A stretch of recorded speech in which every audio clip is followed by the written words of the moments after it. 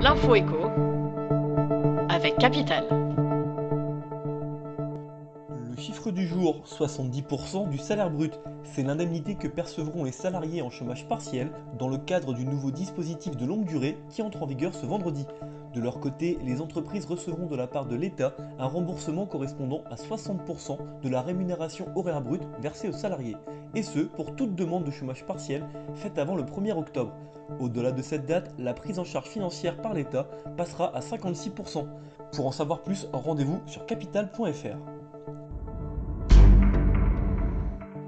Le coup de gueule du jour est poussé par les associations de défense des automobilistes.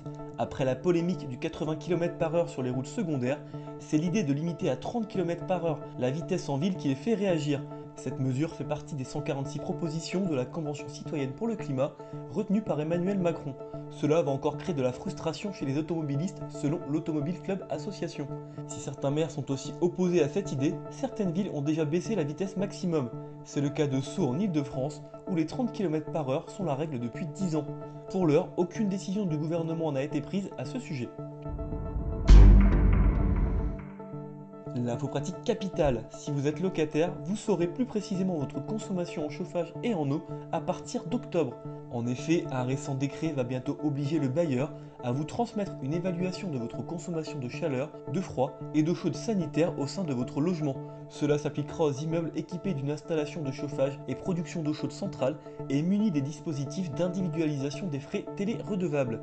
À compter du 25 octobre, cette information vous sera donc transmise chaque semestre ou chaque trimestre si vous le souhaitez, puis mensuellement à partir du 1er janvier 2022. Et on termine avec ce coup de tonnerre dans le monde des smartphones. Pour la première fois depuis 9 ans, Apple ou Samsung n'ont pas vendu le plus de téléphones dans le monde lors du dernier trimestre. Selon les données compilées par le bureau d'études Canalys, les deux géants sont détrônés par Huawei en tête de ce classement. L'entreprise chinoise a vendu 55,8 millions de téléphones dans le monde au deuxième trimestre 2020. C'est plus que Samsung dont les ventes ont chuté de 30% et qui n'a vendu que 53,7 millions de smartphones. Cette annonce intervient alors que Huawei est au cœur de multiples polémiques aux États-Unis mais aussi en Europe. Selon Canalys, l'entreprise a notamment profité de la reprise économique en Chine pour se hisser en tête de ce classement. C'était l'info écho avec Capital.